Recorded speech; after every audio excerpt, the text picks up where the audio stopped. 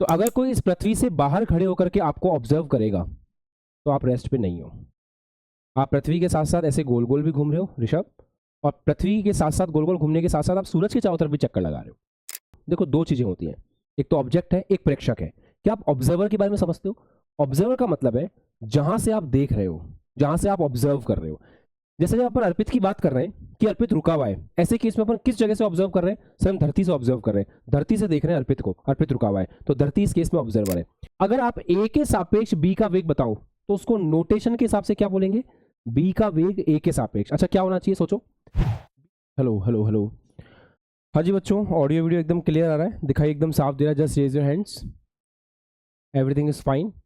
Okay, तो आज से हम लोग स्टार्ट कर रहे हैं रिलेटिव मोशन। आई होप आपका कल का टेस्ट अच्छा गया होगा। और कितने कितने मार्क्स आए थे आप लोगों के, एक बार पूछ लेते हैं। युवांक क्या रहा, कितने मार्क्स आए अपने कल के एग्जाम में?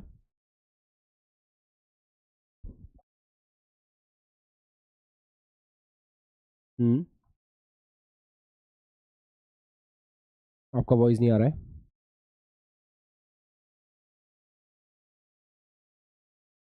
नहीं आ रहा, मैसेज कर दो चलो। शायद माइक्रोफोन में कुछ इशू है आपके। हाँ अब आ रहा है। हाँ आप बताओ। 110 थे, कहाँ मिस्टेक हुआ, क्यों लगा इतना कम नंबर, कैसे आया, क्या लगता है आपको?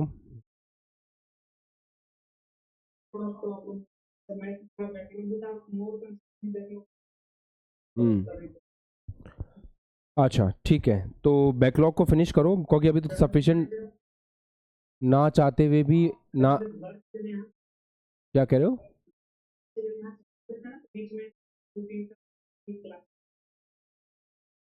अच्छा अच्छा, तो अभी समय मिला था ना, मतलब ना चाहते हुए भी मैं बिजी हो गया था तो आपकी क्लासेस नहीं हो पा रही थी, उस टाइम कवर करना चाहिए। अच्छा अच्छा, ठीक है ठीक है, फाइन फाइन, ठीक है। ओके, अगला टेस्ट अच्छा करना है ना। हाँ संजना क्या रहा?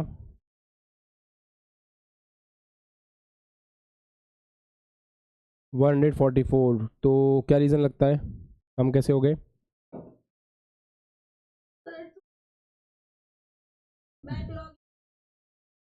हम्म, ठीक है, तो try to finish backlog as soon as possible, है ना, जितना जल्दी बैकलॉग खत्म करोगे उतना बेटर रहेगा, बिकॉज मैथ्स के नहीं होते। मैथ्स में पेपर ऐसे ही आता है हमेशा, वहाँ भी ऐसे ही आएगा। मतलब मैथ्स में पढ़ के इतना जाओगे सवाल इतना होगा, केमिस्ट्री में इतना पढ़ के जाओगे इतना कर पाओगे, फिर इसमें इतना पढ़ के जाओगे इतना कर पाओगे, ये होता है। तो मैथमेटिक्स में, हाँ मैथमेटिक्स में हमेशा इतना ही होगा, इतना पढ़ के जाएंगे उसमें से। बट अगर इतना पढ़ के गए तो फिर जीरो माइनस हो जाता है, ऐसा है। तो मैथमेटिक्स में पूरी मेहनत करनी है, बट सवाल बहुत ज़्यादा नहीं बनेंगे, धीरे धीरे फ्लो आएगा। ओके, रात दिन का अंतर है मैथमेटिक्स में, जो आपकी बोर्ड लेवल की मैथमेटिक्स है और जो आपकी जे लेवल की मैथमेटिक्स है। ठीक है, चलिए तो रिलेटिव मोशन स्टार्ट कर रहे हैं, सब लोग बेटर करेंगे, टेस्ट को एनालाइज करेंगे अच्छे से एक बार, और नेक्स्ट टेस्ट में सबको अच्छा परफॉर्म करने की कोशिश करनी है। अभी हम ज़्यादा क्वेश्चन मार्क नहीं लगाएंगे खुद के ऊपर कि मैं तो 100 नंबर वाला बच्चा हूँ, मैं 90 नंबर वाला बच्चा हूँ, अभी क्वेश्चन मार्क नहीं लगाना है। एक दो तीन चार टेस्ट दीजिए, अपनी पूरी जान लगाइए पहले टेस्ट के अंदर, उसके बाद फिर एनालाइज करेंगे, उसके बाद खुद को फिर लेबलिंग करेंगे। राइट, चलिए तो स्टार्ट कर रहे हैं। आज हम एक नया चैप्टर शुरू कर रहे हैं जिसका नाम है रिलेटिव मोशन, और ये आप लोगों को बेवकूफ़ बनाने के लिए है। वास्तव में रिलेटिव मोशन जैसी कोई चीज़ नहीं होती, दुनिया का हर मोशन रिलेटिव ही होता है। ये तो मास्टर लोगों ने, हम जैसे लोगों ने क्या कर रखा है, चैप्टर को डिवाइड कर रखा है ताकि बच्चा धीरे धीरे धीरे धीरे कंसेप्ट को समझे। अदरवाइज तो मोशन जब आपको पहली बार पढ़ाया गया था तो मैंने फर्स्ट लाइन क्या लिखी थी आपको याद होगा, कि गति एक सापेक्ष पद है। Motion is always a related term, कभी ऐसा हो ही नहीं सकता कि मोशन को हम इंडिविजुअली स्टडी कर लें। मोशन हमेशा किसी न किसी के सापेक्ष ही होता है, चाहे वो कोई सा भी हो, है ना। तो चलिए स्टार्ट करते हैं। Put on the heading relative motion.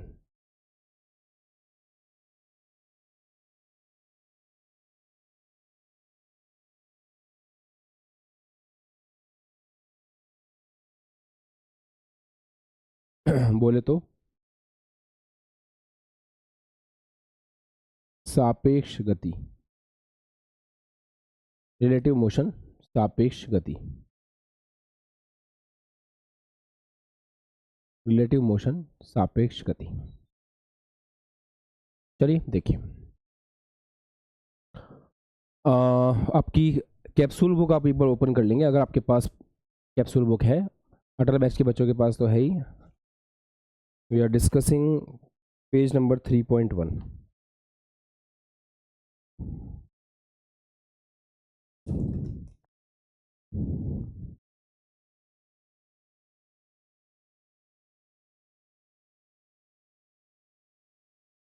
चलिए, अब ध्यान से मेरी बात सुनना।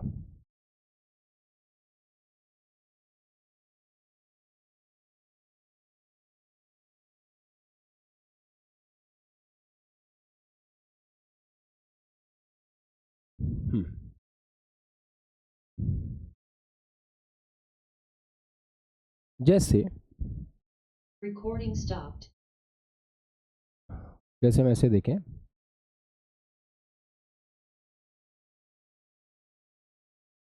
कि आप पृथ्वी पर खड़े हुए हो, तो आपको ऐसा महसूस होता है कि मैं पृथ्वी पर खड़ा हुआ हूं, मैं तो रुका हुआ हूं, मतलब मैं रेस्ट पे हूं। तो आपको ऐसा लगता है कि आप विरामावस्था में हो, आपका V0 है। पर क्या आपको ये सच्चाई लगती है? क्या ये सच है? क्या ये पूर्ण सच है? क्या ये संपूर्ण सच है? सर नहीं है। क्यों? क्योंकि पृथ्वी के बारे में आप जानते हो कि पृथ्वी अपने अक्ष पर भी गोल गोल घूम रही है।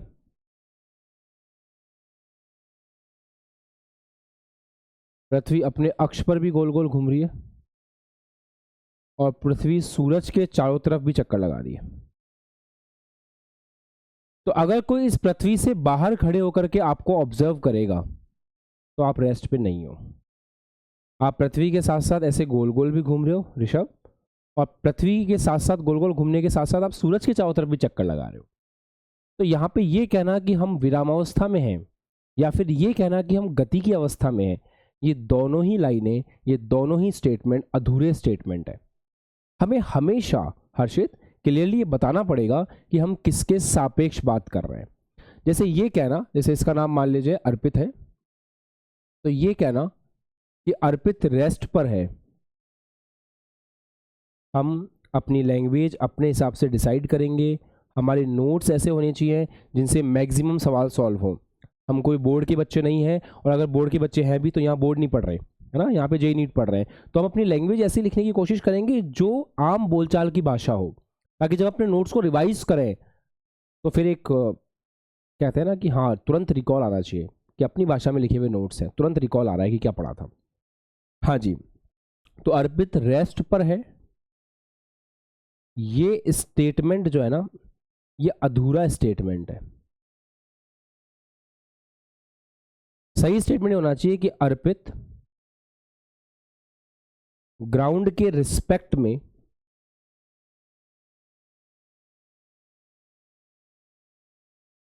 अर्पित ग्राउंड के रिस्पेक्ट में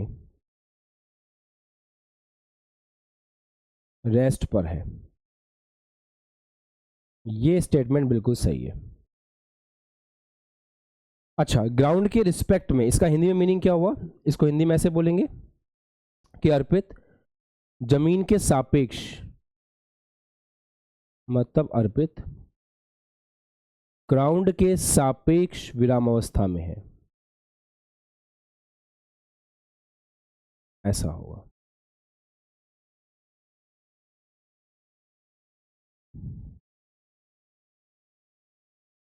ये स्टेटमेंट सही है। तो हमेशा मोशन को एक रिलेटिव टर्म की तरह देखना ही सबसे बेस्ट होता है। आप कभी भी मोशन को आइसोलेटेड ना देखें, किसके रिस्पेक्ट में बात कर रहे हैं, किसके संदर्भ में बात कर रहे हैं, ये मोशन में बहुत ज़्यादा जरूरी होता है। एक बात। दूसरी बात, यार देखो, ये जो चैप्टर है ना, ये चैप्टर बहुत ज़्यादा लॉजिकल है, कंसेप्चुअल है, और यहाँ पे मैथमेटिक्स का भी अच्छा खासा यूज़ होता है। मैथमेटिक्स में किस चीज़ का अच्छा खासा यूज़ होता है? वेक्टर का अच्छा खासा यूज़ होता है। तो अगर आप ये चाहते हो कि इस चैप्टर के सवाल आपसे बहुत शानदार तरीके से बने, तो उसके लिए आपको वेक्टर पे कमांड करनी होगी, वेक्टर को एक बार रिवाइज करना होगा। तो आज अपन लोग क्लास में पढ़ रहे हैं, आज हम लोग फर्स्ट लेक्चर ले रहे हैं, इसके बाद में आप थोड़ा सा समय निकाल करके आज हाफ एन आवर के लिए सही, बट वेक्टर को पूरा एक बार रिवाइज कर लेना, बिकॉज यहाँ पे जब जब भी दिक्कत होगी तब तक आपको वेक्टर की ही याद आएगी, क्योंकि vector is very important for this chapter. अच्छा, सापेक्ष गति को शुरू करते हैं। सबसे पहले हम सापेक्ष स्थिति के बारे में बात करते हैं। सापेक्ष स्थिति के बारे में बात करते हैं, जिसको कहते हैं रिलेटिव पोजीशन।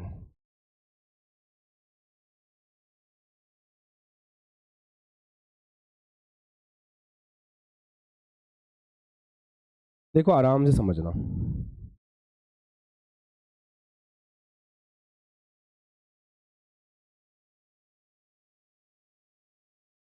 मान लो एक पॉइंट है P, यहां पे एक पॉइंट है P।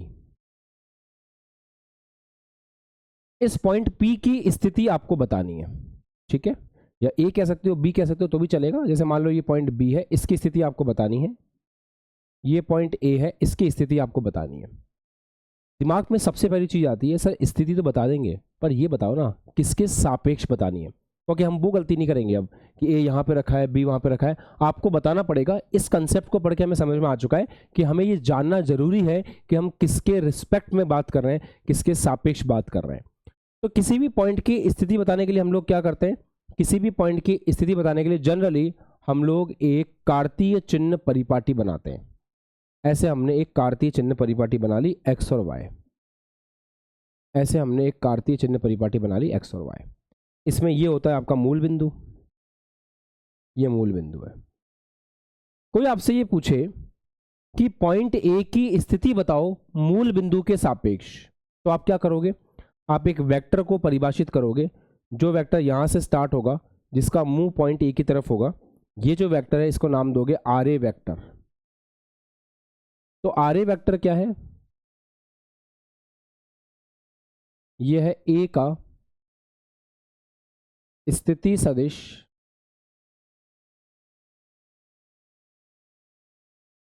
किसके सापेक्ष, मूल बिंदु के सापेक्ष। तो यह है A का स्थिति सदिश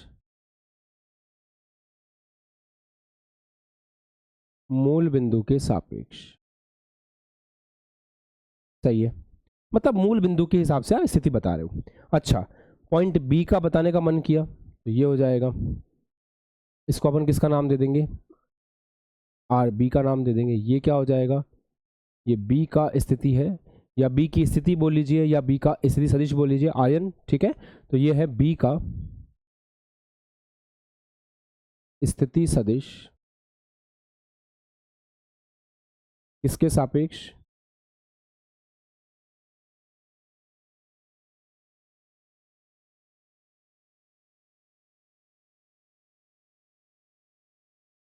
मूल बिंदु के सापेक्ष। आई थिंक कंफर्टेबल है आप इसमें ना, ये RA वेक्टर हो जाएगा, ये RB वेक्टर हो जाएगा।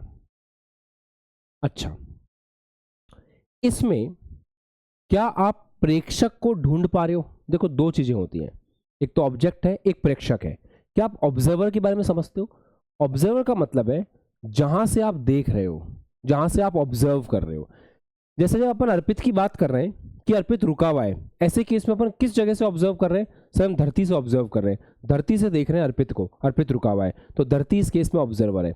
यहां पर ये जो पॉइंट A है और जो पॉइंट B है, अपन ने ये जो परिभाषित किया है, इसके अंदर ऑब्जर्वर कौन है, अपने मन में सोचो कि जो मैंने डिसाइड किया है अभी RA और RB, इसमें प्रेक्षक कौन है, कौन है ऑब्जर्वर। आप A की स्थिति किसके हिसाब से बता रहे हो, B की स्थिति किसके हिसाब से बता रहे हो, तो मन में सवाल आ रहा होगा, मन में जवाब आ रहा होगा कि सर यहाँ पे जो प्रेक्षक है ना वो मूल बिंदु है, ये O, इसके सापेक्ष। तो यहाँ पे ऑब्जर्वर कौन है, O है, प्रेक्षक कौन है, O है। अच्छा, मेरा मन कर रहा है कि मैं B की स्थिति बताना चाहता हूं A के सापेक्ष। सुना आपने, इस बार हम प्रेक्षक किसको मान के चल रहे हैं, A को मान के चल रहे हैं, और हम स्थिति किसकी बताना चाह रहे हैं, स्थिति हम बताना चाह रहे हैं आपके B की। तो हम कैसे करेंगे, बताओ कैसे होगा। उसके लिए हम पहले एक नोटिफिकेशन या नोटेशन बनाते हैं। तो नोटेशन बनाते हैं, जैसे फॉर एग्जांपल हमने एक नोटेशन बनाया RAB, ये हमने एक नोटेशन बनाया। इस नोटेशन का मीनिंग क्या है, इसका मीनिंग है A की स्थिति B के सापेक्ष, ए की स्थिति बी के सापेक्ष, ऐसे। तो हमने एक ऐसे एरो बनाया। अब इसका मुंह कहाँ रखेंगे और इसका पूंछ कहाँ रखेंगे? इसका जो सिर है वो अपन ए की तरफ रखेंगे, ऑब्जेक्ट की तरफ रखेंगे, और इसकी जो पूंछ है ये हम प्रेक्षक की तरफ रखेंगे, ऑब्जर्वर की तरफ रखेंगे। ये इस तरह से परिभाषित होगा। अच्छा, तो ए की स्थिति बता रहे हैं बी के सापेक्ष, मतलब बी के हिसाब से ए की स्थिति क्या है? तो बी इसमें क्या हुआ? ऑब्जर्वर हो गया। बी इसमें क्या हो गया? प्रेक्षक हो गया। अच्छा, तो बी के सापेक्ष ए की स्थिति क्या है? क्या डायग्राम में दिखा सकते हो कि बी के सापेक्ष ए की स्थिति क्या है? क्या आप ए की स्थिति बी के सापेक्ष डायग्राम में दिखा सकते हो? सोचो, मैं दिखाता हूं आपको। बी की स्थिति ए के सापेक्ष दिखानी है, ये होगी, ये होगा आर ए बी। अगर इस लाइन के ऊपर आप चल के जाओ तो बी से आप कहां पहुंच सकते हो? ए पे पहुंच सकते हो। तो ये है ए की स्थिति बी के सापेक्ष। Is that clear everyone? समझ आ गया ना अच्छे से? अच्छा, इसका उल्टा करें तो अगर मैं आपसे बोलूं कि मुझे आर बी ए पता लगा के बताओ, तो आप क्या बोलोगे? आप बोलोगे सर आर बी ए का मीनिंग क्या है? आर बी ए का मीनिंग है बी की स्थिति ए के सापेक्ष, है ना? बी की स्थिति ए के सापेक्ष। अच्छा, ऐसे केस में पूंछ किसकी तरफ होगी? ऑब्जर्वर कौन है? अब ए को अपन ऑब्जर्वर मान रहे हैं, ए को प्रेक्षक मान रहे हैं, और ए के हिसाब से बी को देख रहे हैं। तो पूंछ किसकी तरफ होगी? पूंछ ए की तरफ होगी। और सिर किसकी तरफ होगा? सिर बी की तरफ होगा। तो बी की स्थिति ए के सापेक्ष। आप एक काम कीजिए, इस एरो के ऊपर बैठ के आ जाइए। तो अगर आप इस पे बैठ के आएंगे तो ए से आप कहाँ पहुंच जाएंगे? बी पे पहुंच जाएंगे। तो ये आपका हो गया आर बी ए। ऐसे, इस तरीके से हम इसको बोल सकते हैं। पक्का? डेफिनेशन वगैरह तो दिमाग में बैठी? कोई दिक्कत तो नहीं? क्लियर है? अब थोड़ा सा वेक्टर लगाते हैं। एक बात बताओ, आर ए किस तरफ है? इधर। आर बी ए किस तरफ है? इधर। और आर बी किस तरफ है? ऐसे। तो क्या मैं ऐसे लिख सकता हूं कि आर बी बराबर होगा r a plus r b a के। ऐसे बोल सकते हैं क्या? आराम से चेक करो भाई साहब। वेक्टर की छोटी सी बात है, ये आर ए है, ये आर बी ए है, और इन दोनों के अपोजिट है आर बी। तो आर बी को त्रिभुज संबंधी योग के नियम से हम ऐसे लिख सकते हैं कि आर बी बराबर are a plus r b a. तो यहाँ से ऐसे लिखा जा सकता है कि आर बी ए वैक्टर बराबर r b vector minus r a vector. ऐसे लिखा जा सकता है। फाइन। क्या हम ऐसा भी कर सकते हैं क्या बेटा? देखना,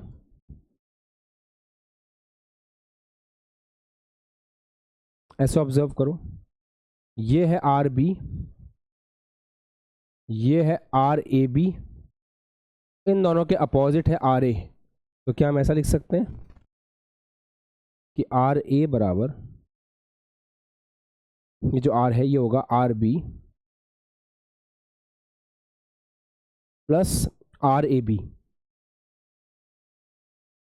तो यहां से लिखा जा सकता है आर ए बी वैक्टर बराबर are A minus R B. ऐसे लिख सकते हैं।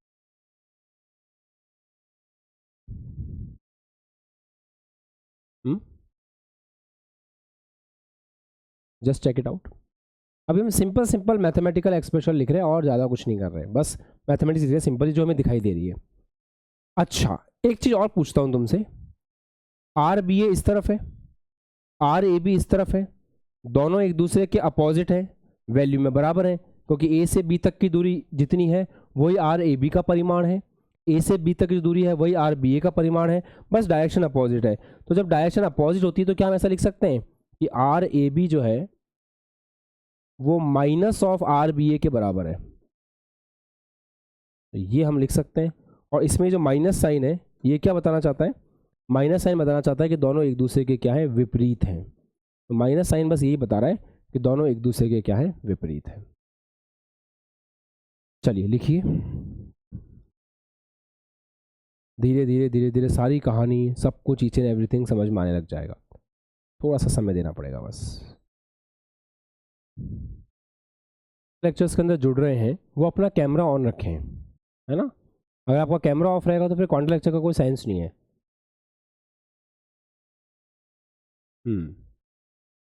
कैमरे आपके ऑन रहने चाहिए।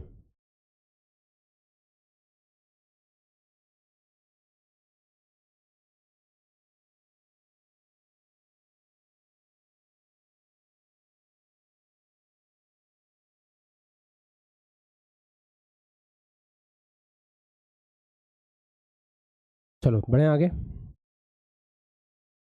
Now have a look. अब आगे देखिए, एक सवाल करते हैं, उसको सॉल्व कीजिए। एक ऐसे एक क्वेश्चन है, उसको सॉल्व कीजिए।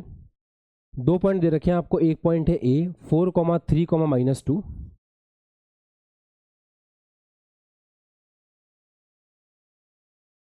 एक पॉइंट है बी 2,6,3। आपको क्या क्या बताना है? आपको आर ए वेक्टर बताना है मूल बिंदु के सापेक्ष, आपको आर बी वेक्टर बताना है, आपको आर ए बी बताना है,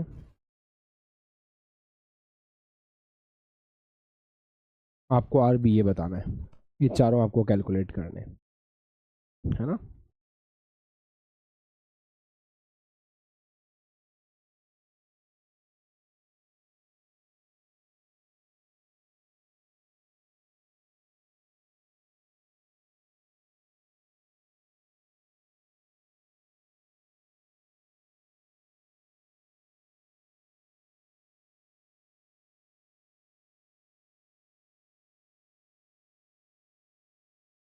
ए की स्थिति मूल बिंदु के सापेक्ष, बी की स्थिति मूल बिंदु के सापेक्ष, ए की स्थिति बी के सापेक्ष, बी की स्थिति ए के सापेक्ष। चलिए शुरू हो जाइए।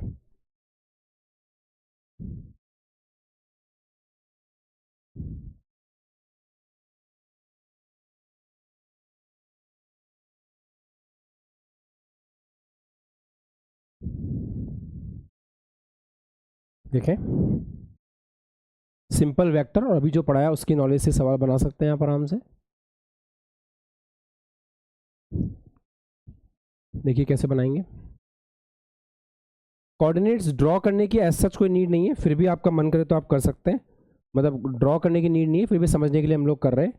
जैसे एक पॉइंट है 2,6,3, तो फर्स्ट पॉइंट इज 2,6,3। ले लो कहीं भी 2,6,3 यहाँ ले लो। ये ए पॉइंट, ये बी पॉइंट हो गया ना, ठीक है। ए पॉइंट है 4,3,-2। अब आर ए वेक्टर ए को पॉइंट आउट कर रहे हैं, बी को पॉइंट आउट कर रहे हैं। ये है आर ए वेक्टर, ये है आर बी वेक्टर। अच्छा, आर ए वेक्टर को कैसे लिखते हैं? 4i cap plus 3j cap minus का 2k कैप। डन। तो ये हो गया ए का स्थिति सदिश किसके सापेक्ष? ओ के सापेक्ष। ये तो योगेश अपन वेक्टर में भी सीख चुके हैं, है ना। अच्छा, आर बी कैसे लिखेंगे? R b 2i cap plus 6j cap plus 3k cap. ये हो गया r b. I hope r a और आर बी लिखने में कोई दिक्कत नहीं हुआ होगा। अब आपसे बोला गया है कि आर ए बी मतलब ए का स्थिति बी के सापेक्ष तो ए की स्थिति बी के सापेक्ष, ये होगा वेक्टर। ए की स्थिति बी के सापेक्ष, बी ऑब्जर्वर है, तो बी से ए की तरफ, इसको कैसे लिखेंगे? सिंपल। क्या आपने पैटर्न समझने की कोशिश करी बेटा? देखो पैटर्न देखो, यहाँ पे बी ए है तो बी में से ए को माइनस कर रहे हैं, यहाँ पे ए बी है तो ए में से बी को माइनस कर रहे हैं। तो पैटर्न समझ में आ गया होगा, ए बी है तो ए में से बी को माइनस करेंगे। तो कैसे कर रहे होंगे? ए कितना है? ये रहा 4i cap plus 3j cap minus का 2k कैप, फिर माइनस लगेगा। ये कितना है? 2i cap plus 6j cap plus 3k cap, ये ऐसा दिखेगा। अच्छा करें माइनस, 4 माइनस 2 2, 2i कैप, आई में से आई माइनस का चलिए, 3 माइनस 6 माइनस का 3j कैप, माइनस का 2 माइनस का 3 माइनस का 5k कैप। ये आपके पास आ गया आर ए बी वैक्टर। तो ये ए की स्थिति हो गई बी के सापेक्ष। तो क्या हम बड़े आराम से निकाल पाए? पक्का? ये तो से हो गया था। गुड।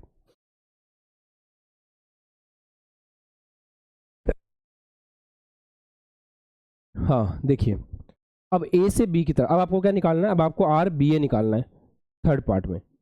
अच्छा सॉरी, ये फर्स्ट था, ये सेकंड था, ये थर्ड अपन ने कर लिया। आर बी ए निकालते हैं। देखो आर बी ए निकालने के दो तरीके हैं। पहला तो ये है कि आप आर बी में से आर ए को माइनस कर दीजिए, है ना, इसमें से इसको माइनस कर दीजिए तो आर बी ए निकल के आ जाएगा। या फिर आप ऐसे भी तो कर सकते हो, आपको पता तो है कि आर बी ए जो है वो minus of R A B होता है, दोनों एक दूसरे के विपरीत है। जैसे आर ए बी ये है तो ये इसके अपोजिट ये आर बी ए है। आर बी ए का मतलब क्या हुआ? बी की स्थिति ए के सापेक्ष, बी पर पहुंचना है, कहां से आना है? ए से आना है। तो अगर आप बी पे पहुंचना चाहते हो, ए से आना चाहते हो, तो ए से आपको इस रास्ते पे चल के पहुंचना है। इसी को अपन बोलते हैं एक दूसरे के सापेक्ष स्थिति, है ना। तो यहां से अपन बस जो आंसर हमारा आया उसमें आगे का एक्स्ट्रा माइनस लगा दें, तो 2i कैप माइनस का 3j कैप माइनस का 5k कैप, बात बन जाएगी। तो ऐसे भी जो है हम हमारा आंसर कोड कर सकते हैं, कोई प्रॉब्लम की बात नहीं है। तो ऐसे आप सापेक्ष स्थिति जो है वो बड़े आराम से निकाल सकते हो। डन है? कोई दिक्कत परेशानी किसी को? चलो अब हेडिंग लगाओ। ये तो सापेक्ष स्थिति हो गई, अब हेडिंग लगाइए सापेक्ष वेग, रिलेटिव वेलोसिटी, सापेक्ष वेग।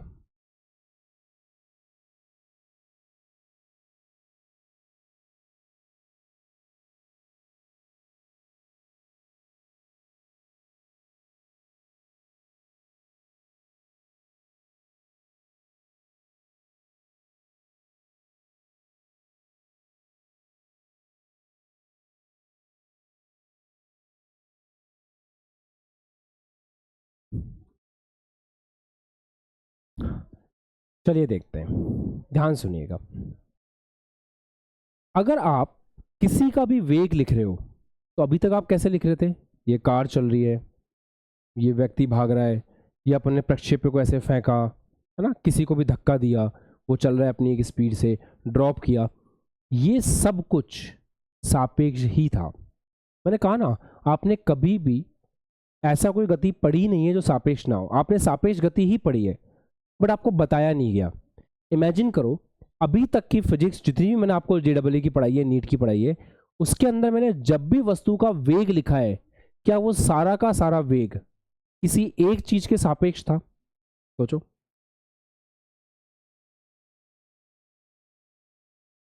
और अगर हाँ तो किसके सापेक्ष था?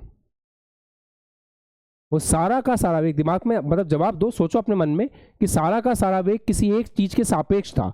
और अगर ढंग से सोचोगे तो दिमाग में आएगा कि हाँ सर, ये सब कुछ तो जमीन के सापेक्ष था। आपने हमें बताया नहीं कि बॉल को ऊपर फेंक रहे हैं, जमीन के सापेक्ष फेंक रहे हैं, बॉल को छोड़ रहे हैं नीचे, जमीन के सापेक्ष छोड़ रहे हैं, ऐसे किसी एंगल में फेंक रहे हैं, जमीन के सापेक्ष फेंक रहे हैं। सही है। तो अभी तक आप जो वेग लिख रहे थे वो था वस्तु की स्थिति में परिवर्तन समय के सापेक्ष, और उसको आप वेग कह दिया करते थे। वास्तव में वो जो स्थिति थी वो जमीन के सापेक्ष थी। अब हम एक काम करते हैं, जमीन को हटा देते हैं, किसी और के सापेक्ष देख लेंगे। तो हम वेग को कैसे परिभाषित करेंगे? हम वेग को परिभाषित करेंगे, पहले हम बोलते थे स्थिति में परिवर्तन समय के सापेक्ष, या स्थिति में परिवर्तन की दर सुनना ध्यान से, स्थिति में परिवर्तन की दर को वेग कहते हैं, हम ऐसा बोलते थे। अब हम डेफिनेशन में थोड़ा सा ट्विस्ट डाल देंगे। जब आप धरती की जगह किसी और को काउंट कर रहे हो, किसी और के सापेक्ष देख रहे हो, तो स्थिति में परिवर्तन की जगह हम बोलेंगे सापेक्ष स्थिति में परिवर्तन समय के सापेक्ष, या सापेक्ष स्थिति में परिवर्तन की दर को सापेक्ष वेग कहते हैं। तो पहले हम बोलते थे rate of change of position, अब हम वर्ड यूज करेंगे rate of change of relative position. तो थोड़ा सिस्टमेटिकली लिखते हैं, फिर आपको और समझ आएगा। तो सापेक्ष वेग क्या है?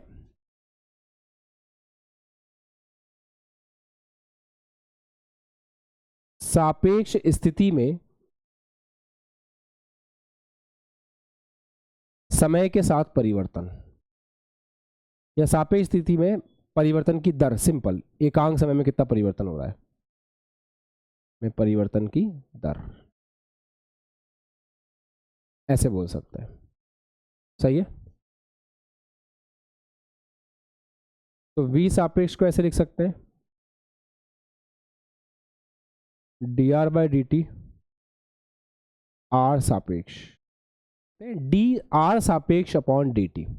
अच्छा, तो एक काम करते हैं, इसको थोड़ा सा मॉडिफाई करते हैं अपने हिसाब से। एक बात बताओ, आराम आराम से करना इस चैप्टर में, जल्दीबाजी नहीं करना सवाल करते वक्त। इस चैप्टर के सवाल 1 या 2 लाइन के होते हैं बस, ज़्यादा बड़े नहीं होते। वो 1 या 2 लाइन कैसे चूज करनी है, ये बहुत समझदारी से करना।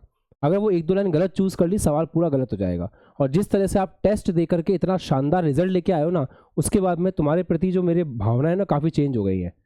तो मुझे ऐसा लगता था कि ये चीज़ तुम कर लोगे, और जो तुम्हारा टेस्ट का शानदार रिजल्ट आया ना, उसके बाद मुझे समझ में आ गया कि नहीं, ये कर लोगे से तो काम होगा नहीं इस बैच के साथ। तो हर एक चीज़ पे ध्यान से सुनना है ना, तो मेहनत करो यार।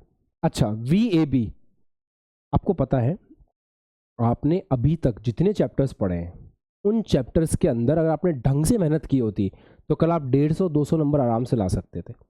और जो बच्चा भी 200 नंबर से ऊपर लेकर के आया ना, ईमानदारी से, नकल करके नहीं, जो बच्चा 200 नंबर से ऊपर लेकर के आया ईमानदारी से, अगर वो पूरे साल ऐसी मेहनत करता रहा, तो यकीन मानना 99 परसेंटाइल आराम से बनेगी बिना किसी टेंशन के।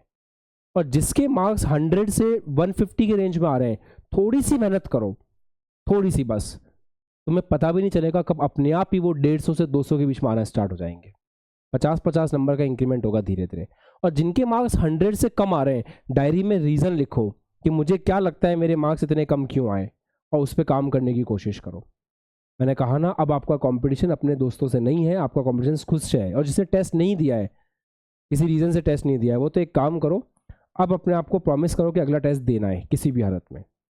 ठीक है? प्रिपरेशन कभी नहीं होती, हम कभी तैयार नहीं होते हैं, तैयारी जितनी भी हो टेस्ट देना चाहिए, ये बहुत इंपॉर्टेंट है। अब VAB को कैसे लिखा जाएगा? VAB को ऐसे लिखा जाएगा, ये है A का वेग B के सापेक्ष,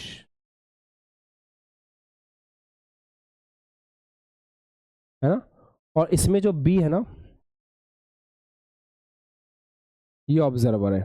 मैं लिख दूंगा ऐसे ताकि आपको याद रहे कि प्रेक्षक कौन है, ऑब्जर्वर कौन है। अच्छा, A का B के सापेक्ष वेग कैसे लिखेंगे? D by D T, A का B के सापेक्ष स्थिति, ऐसे लिखी जाती है।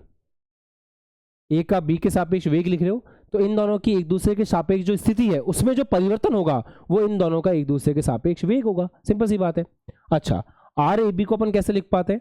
RAB को अपन ऐसे लिख पाते हैं, D by D T. RAB को हम लिख सकते हैं RA माइनस RB। अब हम क्या कर रहे हैं, दोनों को अलग अलग कर दीजिए। तो DRA upon D T minus DRB upon D T. अच्छा, एक बात बताओ, ये चीज क्या है? DRA अपॉन डी टी क्या है? A की स्थिति में समय के साथ परिवर्तन मूल बिंदु के सापेक्ष या धरती के सापेक्ष, B की स्थिति में समय के साथ परिवर्तन धरती के सापेक्ष, इसको अपन क्या लिखते हैं? A का वेग धरती के सापेक्ष, ये हो जाएगा B का वेग धरती के सापेक्ष। तो A का वेग B के सापेक्ष क्या आया? VA minus VB। तो जैसे RAB आता है RA माइनस RB, वैसे ही VAB भी आया है VA minus VB। That's it, इतना ही तो करना है, इससे ज़्यादा कौन सी बड़ी बात है, कर सकते हैं। अच्छा, सिमिलरली इसी प्रकार आपको क्या लगता है अगर मैं ऐसे लिखूं कि वी बी ए, तो वी बी ए कैसे लिखा जाएगा? बी का वेग ए के सापेक्ष ऐसे लिखेंगे।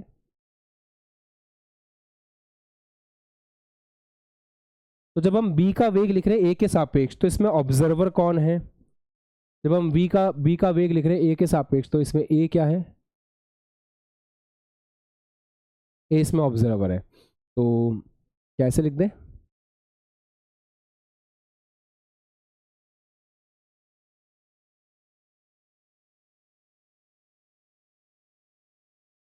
ऐसे लिख सकते हैं। इनकी जो सापेक्ष स्थिति है उसमें समय के साथ परिवर्तन, इनका वेग बन जाएगा। अच्छा, आर बी ए को कैसे लिखते हैं? सर आर बी ए को तो ऐसे लिखते हैं D by D T, B की स्थिति मूल बिंदु के सापेक्ष माइनस ए की स्थिति मूल बिंदु के सापेक्ष। अच्छा, इसको अलग अलग कैसे लिखेंगे? D r b upon D T minus d r a upon D t, ये हो जाएगा वी बी ए। अच्छा, ये क्या चीज़ है?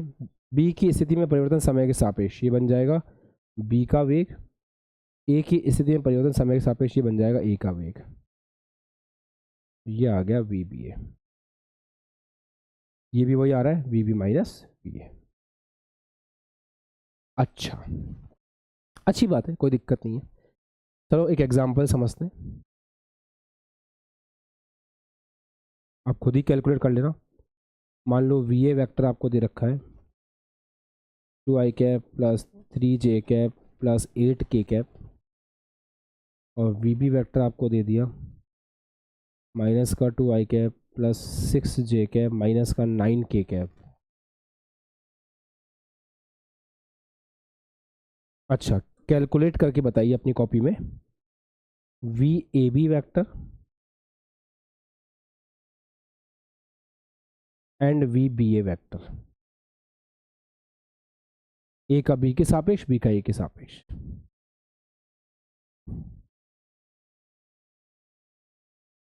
चलिए, तो कोई ऐसी खास रॉकेट साइंस तो है नहीं, देख लेते हैं दोस्तों एक बार। तो वी ए बी कैलकुलेट कर रहे हैं,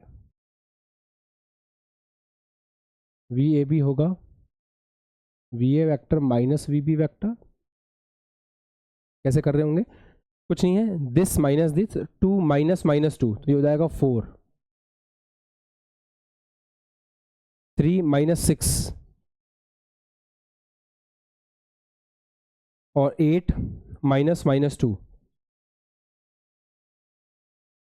ये आ जाएगा वी ए बी वैक्टर। कितनों का यही था एग्जैक्ट सेम।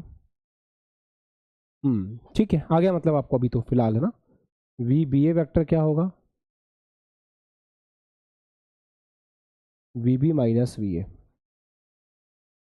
अच्छा, इसको कैसे प्रोसेस करेंगे? दिस माइनस दिस, तो माइनस का 2 माइनस का 2, माइनस का 4i कैप 6 माइनस 3 प्लस का 3j कैप माइनस का 2 माइनस का 8 माइनस का 10k कैप। आपने ऑब्जर्व किया, आपको सॉल्व करने की भी जरूरत नहीं थी। आप अगर ऐसे भी करते ना कि वी बी ए जो है वो minus of V A B है, तो भी बात बन जाती। आपको बस ये जो एक्सप्रेशन था इसको माइनस से गुणा करना था, इसके अलावा आपको कुछ भी करने की जरूरत नहीं थी, है ना दोस्तों। ठीक है, चलो जी, अब आपको एक कैप्सूल दे रहे हैं, उस कैप्सूल को बहुत ध्यान से सुनो।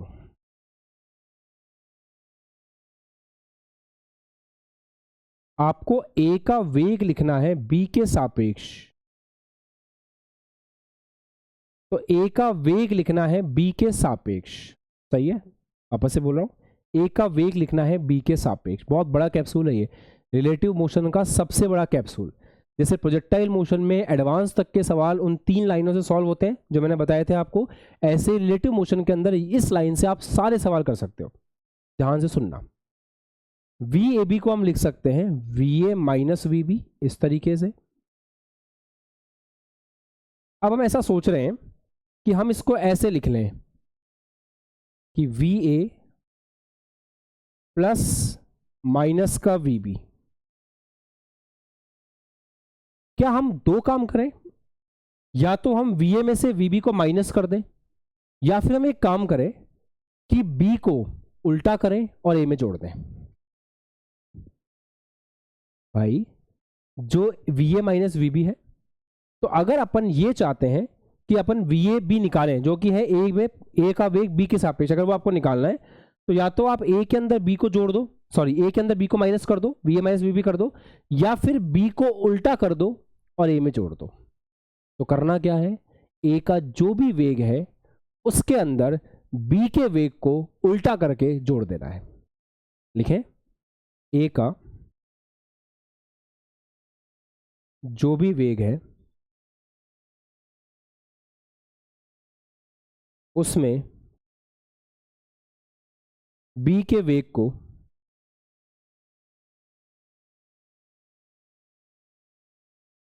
उल्टा करके जोड़ देना है।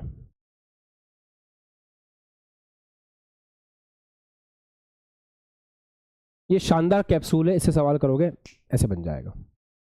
ठीक है, एक काम और करते हैं, ऐसे देखते हैं।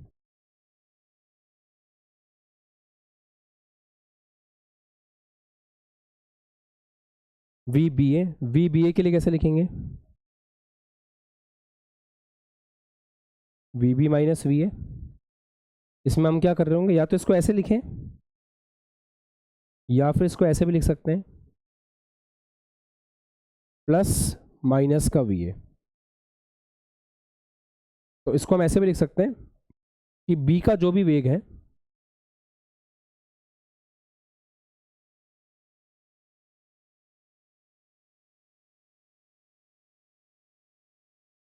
बी का जो भी वेग है उसमें ए के वेग को उल्टा करके जोड़ दो। उसमें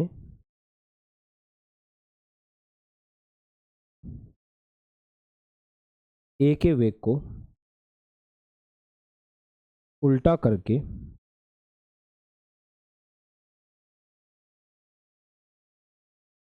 जोड़ दो।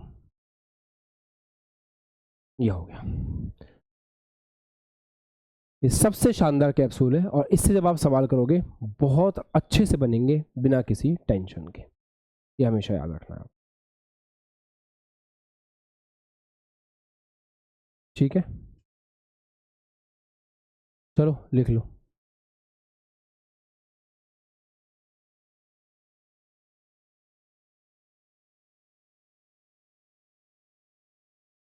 मतलब ये अलग अलग चीज़ें हैं दोनों ना, दोनों बॉक्स में अलग अलग एक्सप्रेशंस को एक्सप्लेन किया हुआ। एक ये वाला बॉक्स हो गया आपके लिए, एक ये वाला बॉक्स हो गया। मतलब कैप्सूल सेम ही है, अप्लाई करके दिखाया है बस दो जगह।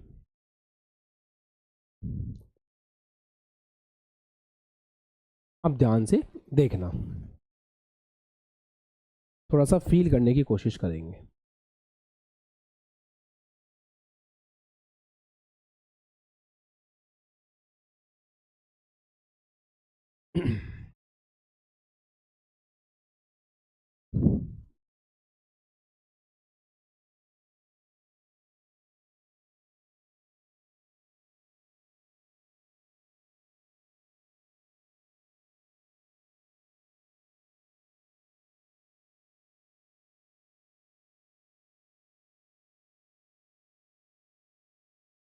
ये ए है, ये बी है,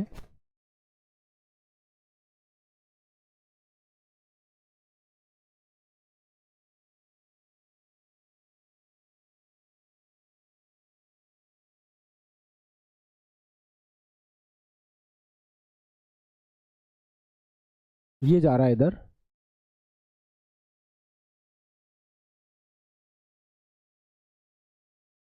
10 मीटर पर सेकेंड से। ठीक है, ऐसा कुछ है। अब अपन को दो बातें बतानी है और ये रुका हुआ है, ये रेस्ट पर है। किसके सापेक्ष, धरती के सापेक्ष। आपको बताना है वी ए बी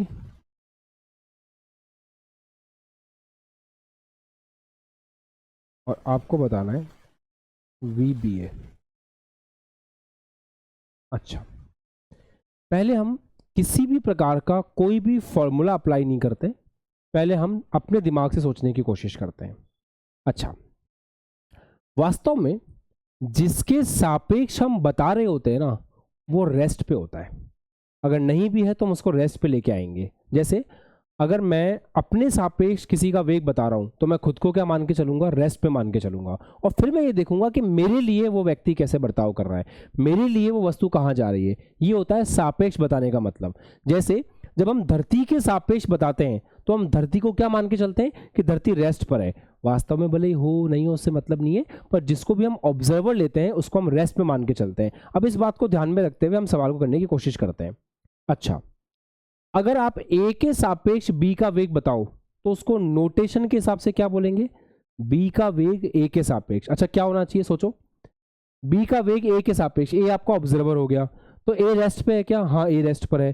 तो अगर ए रेस्ट पर है तो वो बी को कहाँ जाता हुआ देखेगा, सोचो, ए रेस्ट पर है, वो बी को कहाँ जाता हुआ देखेगा।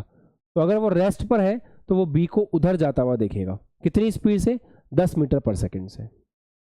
सही है, बात खत्म। तो बी की वेलोसिटी ए के सापेक्ष हो गई 10 मीटर पर सेकंड। डायरेक्ट हमने बता दिया ये प्लस है और ये माइनस है। अच्छा, लॉजिकल है, बिल्कुल लॉजिकल है। अब थोड़ा सा इमेजिनेशन करना पड़ेगा अच्छे से। मैंने कहा था इसमें जिसका इमेजिनेशन जितना अच्छा होगा वो फील बेहतर कर पाएगा। ये ए है, ये बी है, ध्यान सुनना, ये ए है, ये बी है, ये ए यहाँ पे खड़ा हुआ है और बी ऐसे आगे जा रहा है। तो ए के लिए बी कहाँ जा रहा है, आगे जा रहा है। कितने से आगे जा रहा है, 10 मीटर पर सेकंड से आगे जा रहा है। अब हम ये सोचते हैं कि बी के लिए ए के साथ क्या हो रहा है, मतलब बी के सापेक्ष ए का वेग किस तरफ है। करो इमेजिनेशन। अगर आप खुद को बी की जगह रख लेते हो, ये बी है, अगर आप खुद को बी की जगह रख लेते हो तो आपको ए किस तरह से गति करता हुआ दिखाई देगा।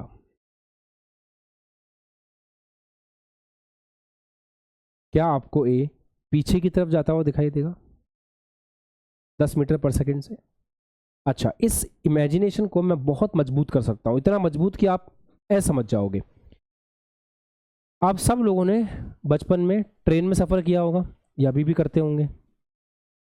मान लेते हैं ट्रेन में बी व्यक्ति बैठा हुआ है, एक व्यक्ति है जो प्लेटफॉर्म पे खड़ा हुआ है, वो ए है। तो अगर ए से पूछोगे तो कि बी का क्या हो रहा है, तो ए बोलेगा कि बी आगे जा रहा है 10 मीटर पर सेकंड से। पर अगर ट्रेन में बैठे हुए व्यक्ति से पूछोगे कि प्लेटफॉर्म वाला व्यक्ति तुम्हें कैसा दिखाई दे रहा है, तो ट्रेन में बैठा हुआ व्यक्ति बोलेगा कि प्लेटफॉर्म वाला व्यक्ति मुझे पीछे जाता हुआ दिखाई दे रहा है। जब हम ट्रेन में सफर कर रहे होते हैं तो एक शानदार चीज होती है, कभी कभी ट्रेन में सफर करते करते करते करते करते इतना मजा आता है। 2-3 दिन का सफर है, मान लो आप नींद में से उठे, नींद में से उठ के आप खिड़की की तरफ देखते हो, एक सेकंड के लिए आपको ऐसा लगेगा ही नहीं कि आप चल रहे हो। आपको ऐसा लगेगा कि दुनिया जहाँ की जितनी चीजें वो सब उल्टी डायरेक्शन में जा रही हैं, मैं तो रुका हुआ हूँ। आपको पेड़ पीछे जाता हुआ दिखाई देगा, आपको पहाड़ पीछे जाते हुए दिखाई देंगे। ऐसा होता है, इसी को बोलते हैं रिलेटिव मोशन। तो अगर अपन बी के हिसाब से सोचें तो बी को रेस्ट पे मान लो। अब सोचो ए के साथ क्या हो रहा है। तो जब आप बी को रेस्ट पे मान लोगे तो ए आपको पीछे जाता हुआ दिखाई देगा 10 मीटर पर सेकंड से। ये आपने रिलेटिव मोशन को फील किया, ये फीलिंग है इसकी। अच्छा, फॉर्मूलों से करें क्योंकि फीलिंग कब तक काम आएगी। एग्जाम में फीलिंग करने बैठेंगे तो एक सवाल 15 मिनट में होगा, तो थोड़ा फॉर्मूले के हिसाब से देखते हैं। वी ए बी को कैसे लिखना है, V A minus V B, ऐसे लिखना है। अच्छा, वी ए कितना है, वी ए तो 0 है। वी बी कितना है, वी बी है उस तरफ प्लस का 10, तो कितना आ रहा है आंसर, -10 मीटर पर सेकेंड। क्या ये बात सही है कि ए बी के सापेक्ष, इसमें बी ऑब्जर्वर है, क्या ये बात सही है कि बी को ए जो है वो उधर जाता हुआ दिखाई देगा 10 मीटर पर सेकेंड से। तो जो चीज़ अपन ने ओरली समझने की कोशिश की थी वो चीज़ फॉर्मूले से भी निकल करके आ रही है। कंफर्टेबल है सब बच्चे, रेज योर हैंड्स। आज अलर्ट रहना क्लास में थोड़ा सा है। अच्छा, यार इसको ऐसे नहीं करते हैं सर, आपने वो तरीका बताया था ना, वो काफ़ी अच्छा लगा था, उससे करते हैं। तो वी ए बी में ऐसा करें कि वी ए में माइनस का वी बी जोड़ते हैं। अच्छा, ए की स्पीड कितनी है? ए की स्पीड है 0। डन। सारस क्लास में ध्यान दे लो, ये बहुत इंपॉर्टेंट चीज चल रही है ना। नाम के आगे आशा जेई लिखने का मतलब है आप एक नीट या जेई के एस्पिरेंट हैं, आप नीट जेई में सेलेक्ट नहीं हो गए हैं, उसके लिए क्लास में ध्यान देना पड़ता है। और जब ये फर्स्ट क्लास है, अगर यहाँ कंसेप्ट समझ में आ गए तो आ गए, नहीं तो एडवांस का सवाल उठेगा भी नहीं, पेन भी हाथ में नहीं उठेगा, करना तो बहुत दूर की बात है। ये रियलिटी है, समझ रहे हो। उच्चक उच्चक के पढ़ाने वाले टीचर्स या उच्चक उच्चक के पढ़ने वाले बच्चे जेई नीट में सेलेक्ट क्यों नहीं होते? क्योंकि वहां पे एक प्रॉब्लम है, ये सब्जेक्ट सीरियस है, आपको थोड़ा अटेंटिव होना पड़ेगा, है ना। इसके बीच में कोई भी एंटरटेनमेंट नहीं हो सकता, प्योर कंसेप्ट आपको सिखाना पड़ेगा। तो ए जो है वो रेस्ट पर है, बी का साथ क्या करना है, क्या बताया मैंने, बी की स्पीड को उल्टा करके ए में जोड़ दो। तो बी की स्पीड कहाँ है? 10 इस तरफ, उसको उल्टा करो तो 10 उल्टा होगा इस तरफ, और इसके अंदर जोड़ दो। तो अब 10 में 0 जोड़ो, कितना आ रहा है ए का स्पीड? ए का स्पीड आ रहा है 10 मीटर पर सेकंड, किस तरफ? इस तरफ, मतलब माइनस का 10 मीटर पर सेकंड। लो, डायरेक्ट भी आप कर सकते थे, जो मेथड आपको ठीक लगता है। अच्छा, इधर देखते हैं वी बी ए कैसे निकालेंगे। वी बी ए निकालने के लिए क्लास में ध्यान दे लो, 2 घंटे बाद ऐसा लगेगा सर ने क्या पढ़ाया था, हमारे तो ऊपर से चला गया। V B minus we A, V B कितना है? 10 उस तरफ आगे की तरफ, वी ए कितना है? 0, तो ये कितना आ गया? 10 मीटर पर सेकेंड। अच्छा, डायरेक्ट मेथड से कैसे करेंगे? डायरेक्ट मेथड से ऐसे करेंगे कि वी बी ए बराबर हम ऐसे लिखेंगे वी बी प्लस माइनस का वी ए, तो ये बी है, बी की स्पीड कितनी है आगे की तरफ? 10 मीटर पर सेकेंड। उसमें क्या करना है? ए की स्पीड को उल्टा करके ऐड कर देना है। तो ए की स्पीड कितनी है? 0, 0 को उल्टा करके ऐड करो, क्या ही फर्क पड़ता है, तो जो स्पीड है उसी में 0 ऐड कर दो, कितना आ रहा है? 10 मीटर पर सेकेंड प्लस का, बस वही आंसर आ रहा है। तो जो प्रैक्टिकली आपने फील किया वही आपको दिखाई दिया, उसमें कुछ ऐसा नहीं है जो मुश्किल हो, सब कुछ आसान है। तो ये फर्स्ट केस सबको समझ में आ गया। अब सेकंड केस देखते हैं।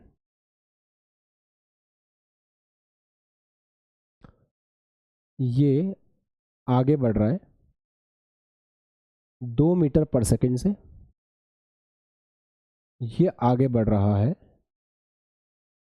10 मीटर पर सेकंड से। दिमाग लगाइए और सोचिए वी ए बी कितना होगा और वी बी ए कितना होगा।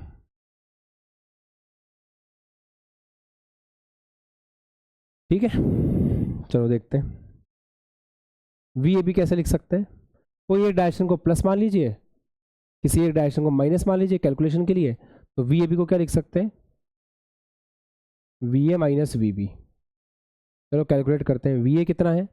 प्लस का 2, माइनस वी बी कितना है? माइनस का प्लस का 10, कितना आ रहा है? माइनस का 8 मीटर पर सेकेंड। तो ए की स्पीड बी के रिस्पेक्ट में कितनी है? 8 मीटर पर सेकेंड पीछे की तरफ। अच्छा, क्या हम इसको डायरेक्ट कर सकते हैं? बिल्कुल कर सकते हैं। ए का बी के रिस्पेक्ट में पूछ रहा है ना, तो ए का बी के रिस्पेक्ट में पूछ रहा है, तो ऑब्जर्वर कौन हुआ? बी हुआ। ए का बी के रिस्पेक्ट में पूछ रहा है बेटा, तो ऑब्जर्वर कौन हुआ? बी हुआ। बी को लिखो। अच्छा, बी की स्पीड कितनी है? 10 मीटर पर सेकेंड, ठीक है। ए का बी के रिस्पेक्ट में हुआ ना, तो बी की स्पीड कितनी है? बी की स्पीड कितनी है? 10 मीटर पर सेकेंड। ए का वेलोसिटी पूछ रहा है बी के रिस्पेक्ट में। क्या इसमें कुछ डिफिकल्ट लग रहा है? ए का वेलोसिटी पूछ रहा है बी के रिस्पेक्ट में, ए का वेलोसिटी पूछ रहा है बी के रिस्पेक्ट में, ठीक है। तो ऑब्जर्वर कौन है? बी है। अब हम क्या करते हैं, जो ऑब्जर्वर होता है उसको उठाते हैं। तो ए का स्पीड पूछ रहा है, ठीक है। स्पीड कितना है ए का? आगे की तरफ 2 मीटर पर सेकेंड। किसके रिस्पेक्ट में पूछ रहा है? बी के रिस्पेक्ट में। बी ऑब्जर्वर है। ऑब्जर्वर की जो स्पीड है वो कितनी है? 10 मीटर पर सेकेंड। ऑब्जर्वर की जो स्पीड है उसको उल्टा करो और ए में जोड़ दो। तो ऑब्जर्वर की स्पीड कितनी है 10, उसको उल्टा करो तो इस तरफ कितना हुआ, उल्टा कर दिया, लो अब ए में जोड़ दो, तो 10 उस तरफ है 2 इस तरफ है, फाइनल रिजल्ट किस तरफ आ रहा है, ऐसे आ रहा है 8 मीटर पर सेकेंड। तो आंसर आ रहा है -8 मीटर पर सेकेंड। मैं कैप्सूल को एक और तरीके से लिख सकता हूं, ऑब्जर्वर के पास जो कुछ भी है वो उल्टा करके सामने वाले में जोड़ दो। आप इसको और आसान कर सकते हो, ऑब्जर्वर के पास जो कुछ भी है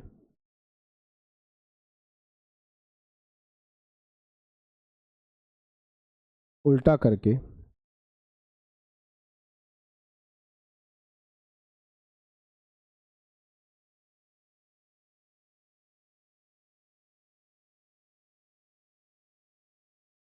सामने वाले में जोड़ दो। तो यहां पे ऑब्जर्वर कौन था, यहां पे ऑब्जर्वर था बी, ए का वेग बी के सापेक्ष, तो बी ऑब्जर्वर था, तो ऑब्जर्वर के पास जो कुछ भी था 10 था ऑब्जर्वर के पास, उल्टा किया ए में जोड़ दिया, आ गया आंसर। इस तरफ 8 मीटर पर सेकेंड, माइनस का 8 मीटर पर सेकेंड हो गया। अच्छा, अब इसी सेम सवाल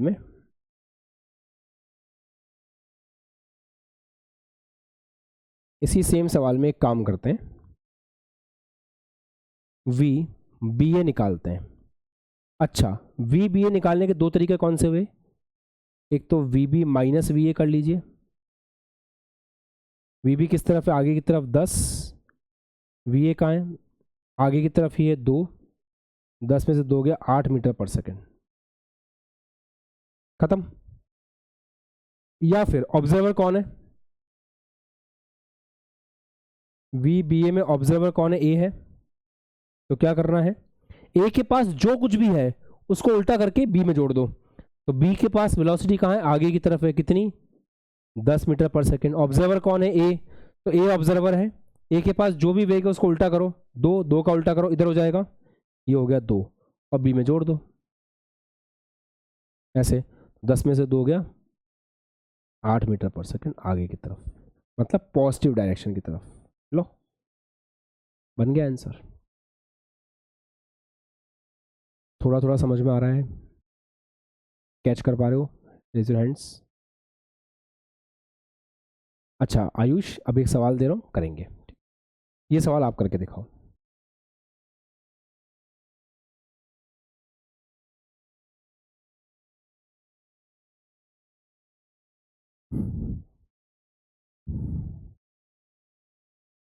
ये करके देखो,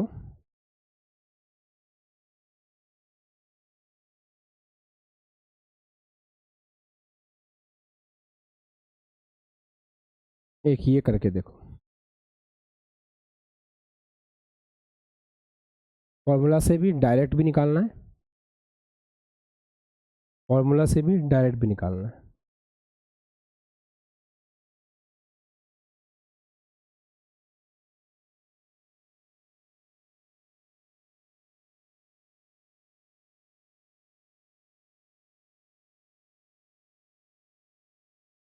चलो चेक करते हैं आप लोगों ने कैसे किया, क्या अप्रोच सही थी और आपने कैसे किया ना। तो वी ए बी को कैसे लिख सकते हैं, V A minus V B, अगर हम ऐसे देखें तो प्लस माइनस ले लेते हैं, इस डायरेक्शन को सपोज अपन ने पॉजिटिव कह दिया, इस डायरेक्शन को सपोज अपन ने नेगेटिव कह दिया, तो वी ए कितना है, वी ए इसकी वेलोसिटी इस तरफ है -2, वी बी बी उस तरफ है +10, ये आ गया -12 मीटर पर सेकेंड।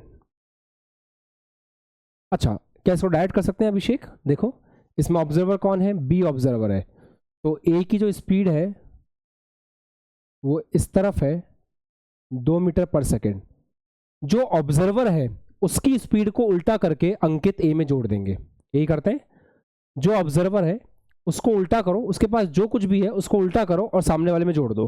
तो बी की वेलोसिटी किस तरफ है, 10 मीटर पर सेकेंड, ऐसे इस 10 मीटर पर सेकेंड को उल्टा करना है, ए में जोड़ देना है, तो 10 मीटर पर सेकेंड को उल्टा करके ए में जोड़ देना है ऐसे, तो कितना आ गया, इस तरफ आ गया 12 मीटर पर सेकेंड, मतलब -12 मीटर पर सेकेंड। सेम आप ऐसे लिखो या -12 लिखो, एक ही बात है।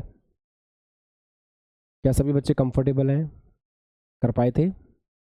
डायरेक्ट मेथड से करना ज़्यादा इंपॉर्टेंट है, फॉर्मूला लगा करके नहीं।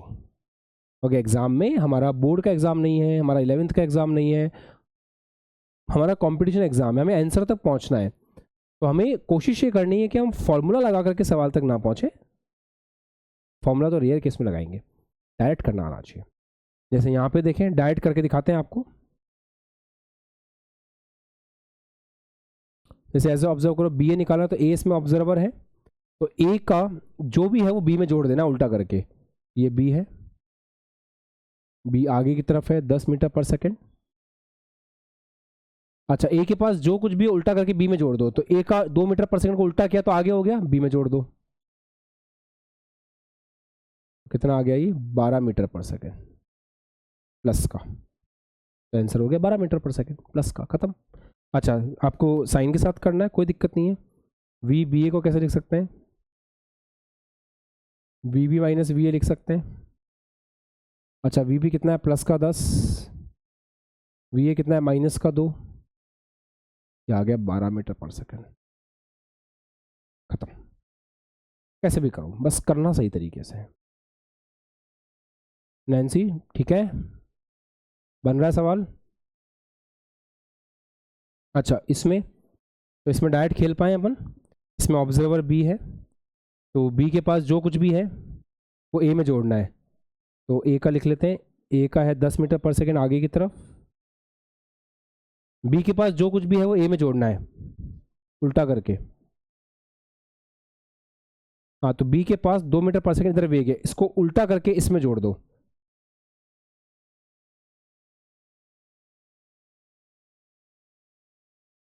बारह मीटर पर सेकेंड आगे की तरफ, तो प्लस का 12 मीटर पर सेकेंड आना चाहिए।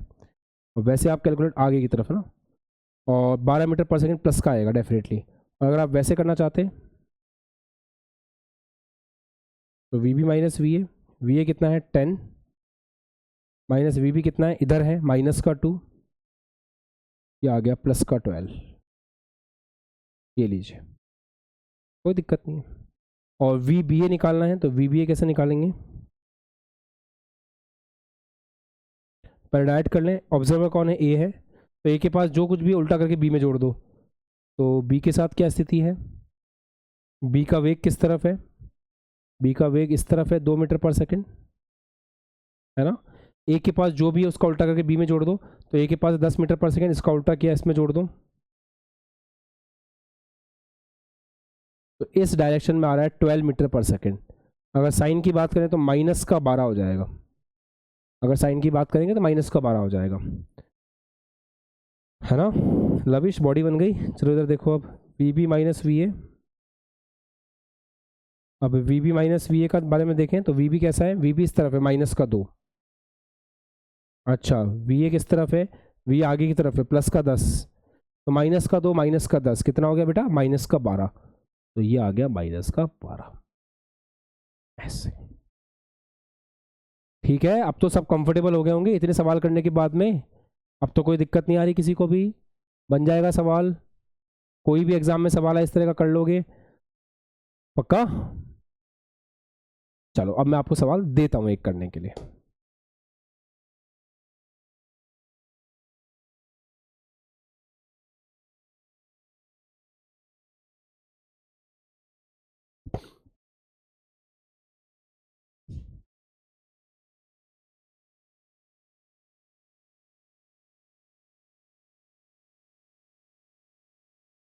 ये एक कार है,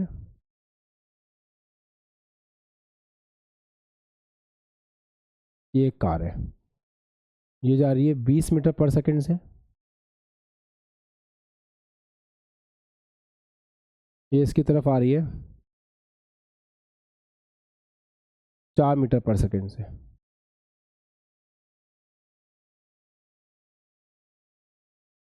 वी ए बी कैलकुलेट कीजिए, वी बी ए कैलकुलेट कीजिए।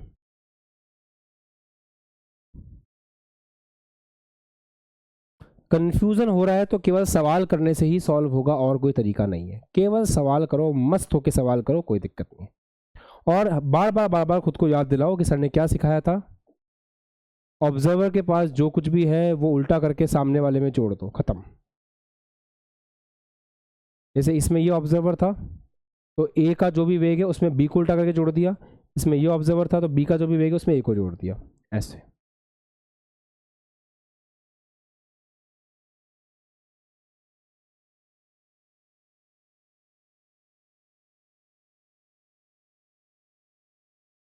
हाँ जी, तो क्या हमने इसको प्रोसेस कर लिया? क्या हमारा आंसर सही आ रहा है? तो एक बार चेक कर लेते हैं फटाफट से। देखो वी ए बी निकालने के फिर से वही दो मेथड हैं। पहला मेथड क्या है, हम वही V A minus V B करें, अर्थात एक डायरेक्शन को प्लस ले लें, एक डायरेक्शन को माइनस ले लें। वी ए कितना है हमारे पास, प्लस का 20, वी बी कितना है, माइनस का 4, 24 मीटर पर सेकेंड आ गया। ऐसे कर लें, या फिर हम ऐसे करें कि वी ए बी कैलकुलेट करना है ना। ऑब्जर्वर कौन है, ऑब्जर्वर की बात करें तो बी इसमें ऑब्जर्वर है, तो ऑब्जर्वर के पास जो कुछ भी है वो उल्टा करके ए में जोड़ दो। तो ए की स्थिति क्या है,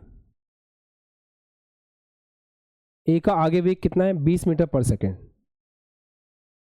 अच्छा, अब बी के पास जो कुछ भी है वो उल्टा करके ए में जोड़ दो। तो बी के पास क्या है, 4 इस तरफ, इस 4 को उल्टा किया, -4 है, मतलब जो भी है ठीक है, 4 इस तरफ है, उल्टा किया, इसमें जोड़ दिया, तो 4 ऐसे जोड़ दिया। अब दोनों एक ही तरफ हैं, जुड़ जाएंगे, तो कितना आ रहा है आगे की तरफ, 24 मीटर पर सेकेंड, मतलब वही पॉजिटिव 24 मीटर पर सेकेंड। Same answer. भाई अब तो आ गया होगा इतने एग्जाम्पल्स के बाद में।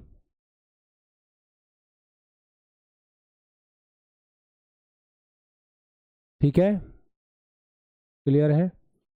अच्छा, अब वी बी ए कैलकुलेट करके देखते हैं कि आपने वी बी ए कैलकुलेट किया क्या।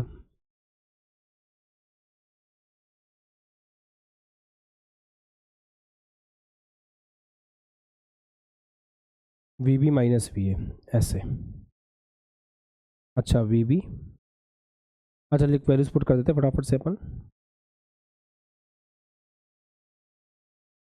अच्छा वी बी कितना है, वी बी इस तरफ है माइनस का 4,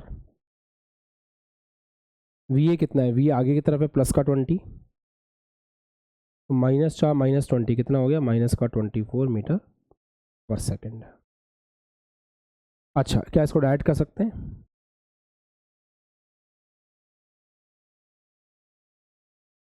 हाँ डायरेक्ट भी कर सकते हैं। ऑब्जर्वर पहचान लो,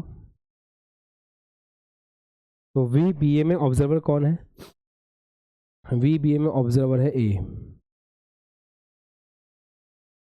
तो ये ऑब्जर्वर है। अब अगर ए ऑब्जर्वर है, बी की स्पीड कितनी है, बी की स्पीड इस तरफ है 4 मीटर पर सेकेंड।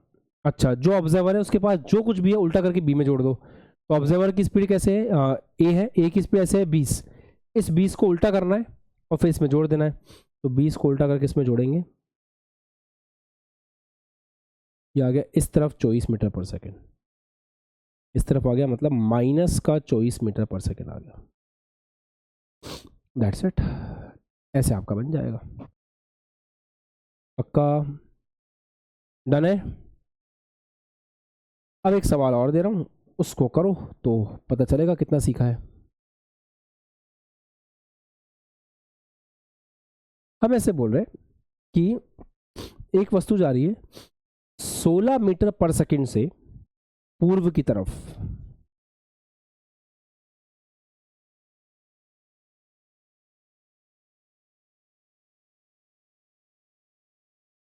ऐसे 16 मीटर पर सेकंड पूर्व की तरफ जा रही है ना, ए है, मान लो ए जा रही है, और जो बी है वो ऐसे जा रही है नीचे, लेट अस सपोज 12 मीटर पर सेकंड से जा रही है।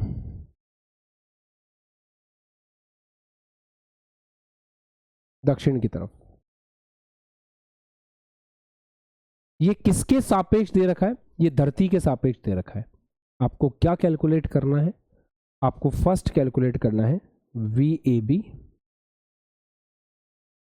और फिर आपको कैलकुलेट करना है VBA, लगाओ दिमाग। नॉर्थ साउथ ईस्ट वेस्ट तो आपको क्लियर हो गई।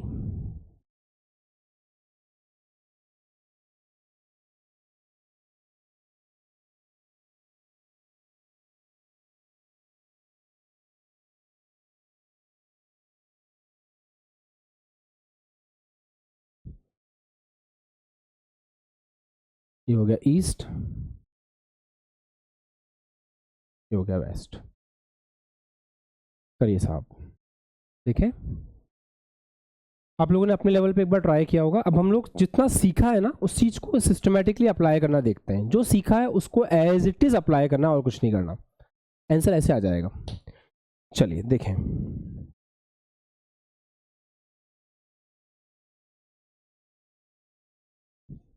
भाई साहब VAB निकालना है तो VB क्या है इसमें, B ऑब्जर्वर है। अच्छा क्या सिखाया मैंने, ऑब्जर्वर के पास जो कुछ भी है उसको उल्टा करके A में जोड़ दो। तो ऑब्जर्वर कौन है, B है। B का 12 मीटर पर सेकेंड है नीचे की तरफ, इसको उल्टा करके ऊपर की तरफ कर दो ऐसे।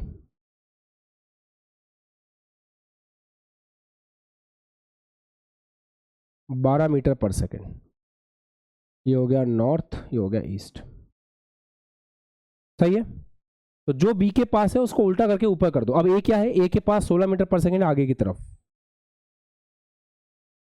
अब इनको आपस में जोड़ दो। अब तुम इतने गधे थोड़ी हो कि 12 प्लस 16 कर दोगे। वेक्टर को वेक्टर की तरह ही जोड़ना होता है। अब मैं ये मान के चल रहा हूं कि आप गधे नहीं हो। अब क्वांटम लेक्चर में अभी इतनी फीचर्स नहीं आए हैं कि ये पता लगाया जा सके कि कौन सच में गधा था। वो तो तुम्हारी ईमानदारी है। कितने लोग थे भाई ऐसे 16 प्लस 18, ये 12 प्लस 16 करने वाले नहीं थे? अरे वाह क्या बात है, सब सेलेक्ट हो जाओगे भाई ऐसे तो। अच्छा दोनों 90 डिग्री पे है तो इनका रिजल्टेंट बीच में आएगा। इन दोनों का रिजल्टेंट क्या होगा, VAB होगा। अच्छा अब परिमाण निकालें तो वैल्यू कैसे आएगी, VAB की वैल्यू कैसे आएगी। दोनों एक दूसरे से 90 डिग्री पे, आपको पता ही है वेक्टर में क्या करते हैं, √12 का स्क्वायर प्लस 16 का स्क्वायर। ऐसे करेंगे ना, 12 का स्क्वायर प्लस 16 का स्क्वायर।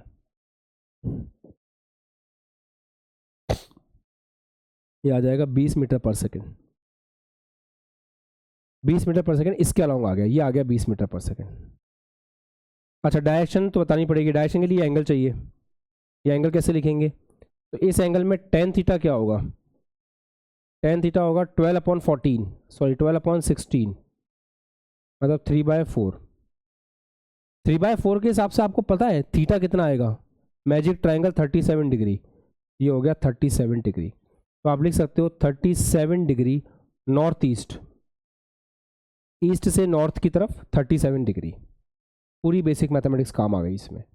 अच्छा ऐसे भी बोल सकते हो, ये 53 डिग्री है तो आप ऐसे भी बोल सकते हो कि 20 मीटर पर second 53 degree east north, north से ईस्ट की तरफ 53 डिग्री, ऐसे बोल सकते। इस तरीके से हमारा VAB निकल करके आएगा। समझ आ गया। एक काम और कर सकते हैं ना, VBA क्या होता है, वैसे कुछ करने की जरूरत है नहीं। VBA होता है माइनस का VAB, तो कुछ भी करने की जरूरत नहीं है। ये इस तरफ है तो VBA इसके अपोजिट इधर आएगा बस। पर ठीक है अभी फीलिंग लेने का टाइम है तो करके देख लेते हैं। बाकी लॉजिकली में पता है कि अगर VAB ऐसे आ रहा है तो उसके अपोजिट VBA ऐसे आने वाला है। फिर भी एक बार करके देख लेते हैं। चलो रुको, करके देख लेते हैं।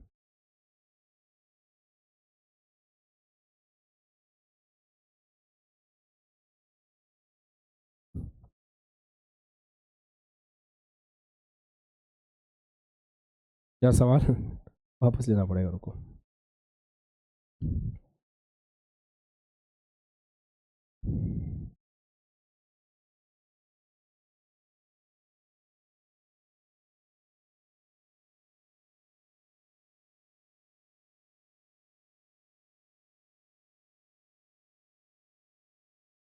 क्या कैलकुलेट करने जा रहे हैं हम लोग, VBA कैलकुलेट करने जा रहे हैं। अच्छा कैसे करेंगे, कुछ नहीं, ऑब्जर्वर कौन है, A है। तो ए ऑब्जर्वर है।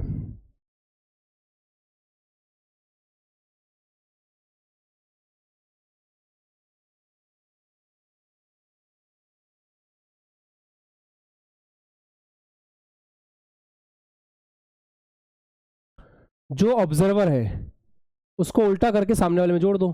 तो ऑब्जर्वर ए को उल्टा करो, उल्टा करोगे तो 16 मीटर पर सेकंड हो जाएगा इस तरफ।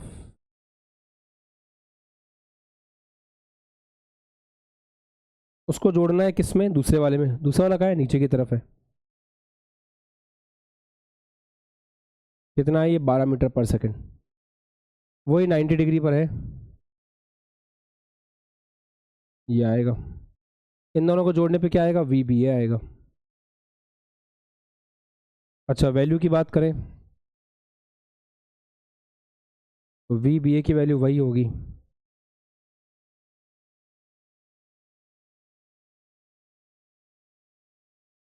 एंगल की बात करें, ये एंगल निकालो कितना आ रहा है,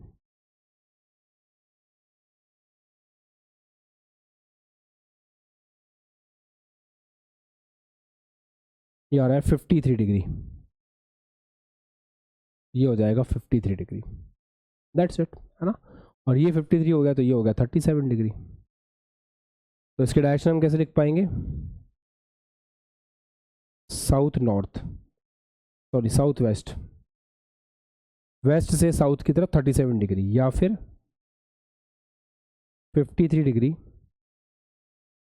वेस्ट साउथ, साउथ से वेस्ट की तरफ 53 डिग्री, ऐसे। तो ये भी ठीक है, हमें पता तो था ना भाई, हमें पता था ना ऐसे अपोजिट आने वाला है, तो बस बात बन जाएगी। हेलो, ठीक है, लिख लो अच्छे से। सवाल आसान ही होते हैं, आपको बस करना है सही तरीके से, एफर्ट्स डालने हैं उसमें बस थोड़े से। तो राइटिंग लगाएं। सापेक्ष त्वरण,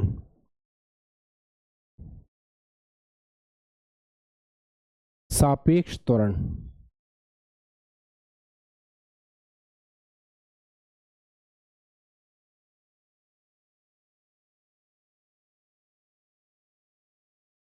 रिलेटिव एक्सेलरेशन।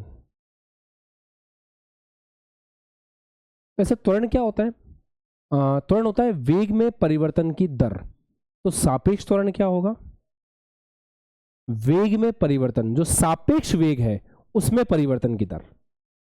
लॉजिकल बात है यार, अब तो आपको समझ में आ ही गया है मतलब क्या चल रहा है, टॉपिक क्या चल रहा है। तो अगर आपको सापेक्ष त्वरण चाहिए, ए रिलेटिव चाहिए, तो वो क्या होगा, D V relative by D T. आप हिंदी में देखना चाहते हैं तो आप रिलेटिव को सापेक्ष लिख लें ऐसे, सापेक्ष लिख लें ऐसे, चलेगा दोस्तों। कुछ डिफिकल्टी फीस तो नहीं कर रहे हो, समझ में आ रहा है। अच्छा ऐसे करें तो अपन, अगर अपन को ए का बी के सापेक्ष त्वरण निकालना हो तो कैसे निकालोगे, ए की बी के सापेक्ष वेलोसिटी डिवाइड बाय समय। अच्छा इसको कैसे लिख पाएंगे, क्या हम इसको ऐसे लिख पाएंगे, V A minus V B, अलग अलग करें तो D V A upon D T minus D V B upon D T. तो ए बी कैसे दिखाई देगा, ये क्या है, पहले वाले का त्वरण ग्राउंड के सापेक्ष, ये वेग किसके सापेक्ष है, मतलब ये वेग है ग्राउंड के सापेक्ष, तो ये होगा त्वरण ग्राउंड के सापेक्ष, ये त्वरण हो जाएगा बी का ग्राउंड के सापेक्ष, ये आ रहा है वी ए बी। वैसे ही सेम बिल्कुल, क्या अंतर है, क्या मैं इसको ऐसे भी लिख सकता हूँ,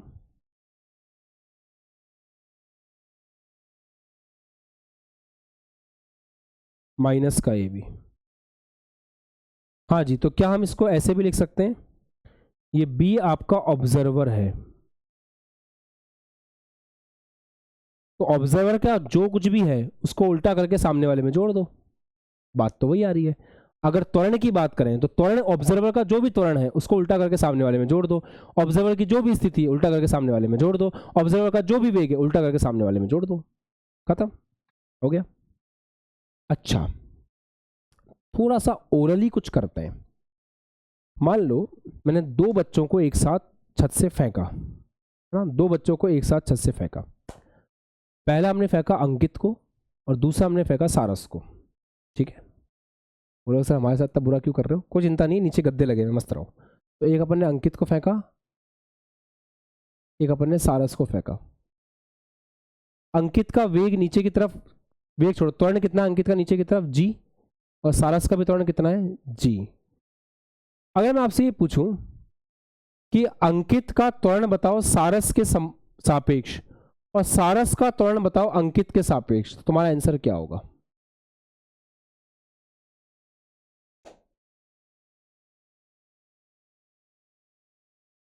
तुम्हारा आंसर क्या होगा?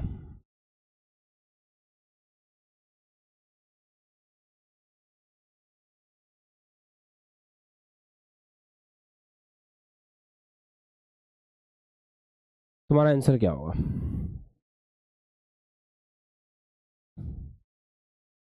कितने बच्चे कह रहे हैं शून्य? कुछ नहीं करना यार। अंकित का सारस के रिस्पेक्ट में देख रहे हो, तो सारस ऑब्जर्वर हो गया। अंकित का त्वरण है नीचे की तरफ जी, सारस का जो भी त्वरण है उसको अपोजिट करके अंकित में जोड़ दो, तो अपोजिट करके अंकित में जोड़ोगे त्वरण कितना आ जाएगा, 0।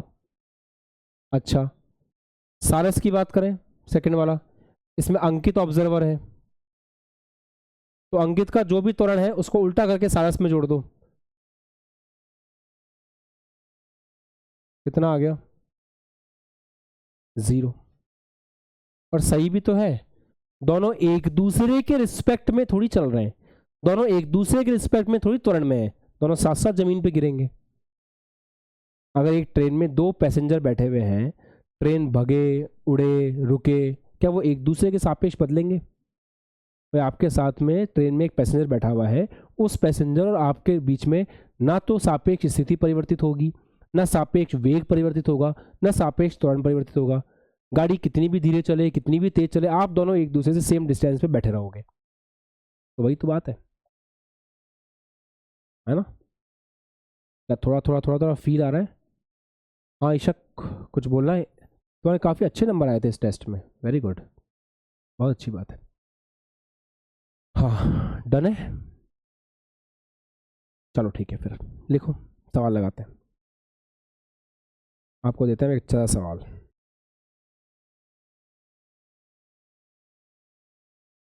उससे पहले एक छोटी सी चीज और, क्या अब हम, अगर हमारा, यदि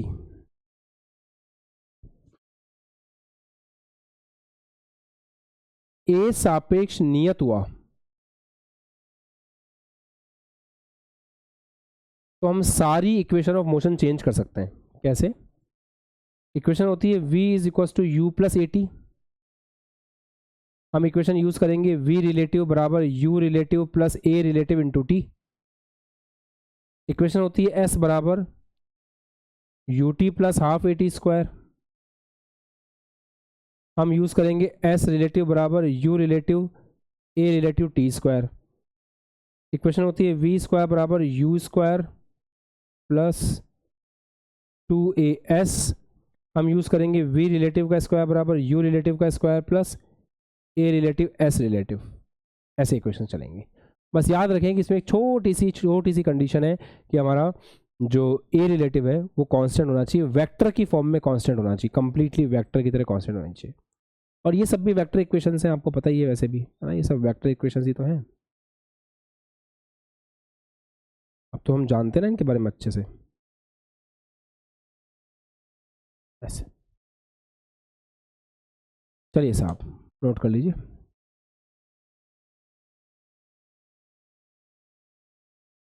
सवाल देखो अब,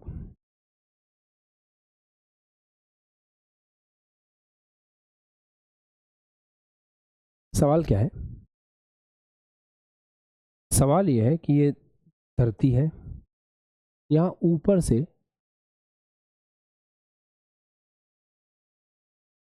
हमने एक बॉल को फेंका है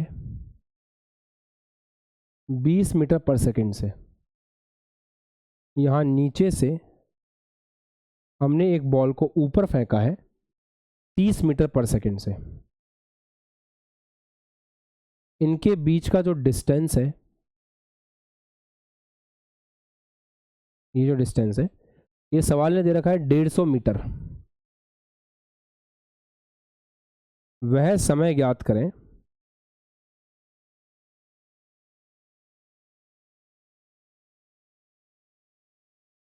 जब दोनों बॉल आपस में टकराएंगी।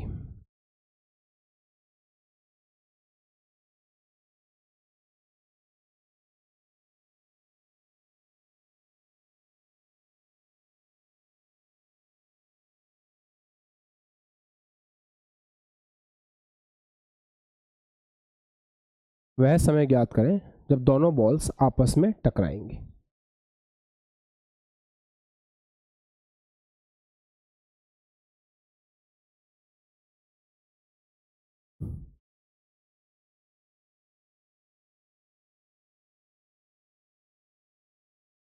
सोचिए। वो टाइम ज्ञात करना है जब दोनों बॉल्स आपस में टकराएंगी।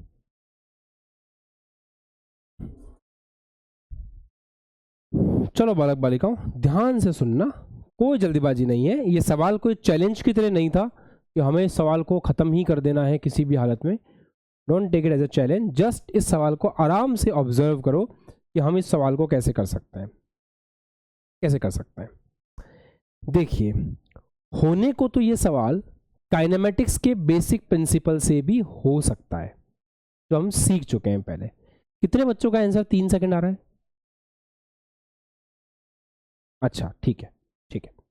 आपने काइनेमेटिक्स के तरीके से किया है? कितने बच्चों ने इसको काइनेमेटिक्स से किया है? हाँ, ठीक है, ठीक है भाई। काइनेमेटिक्स के तरीके से भी कर सकते हैं।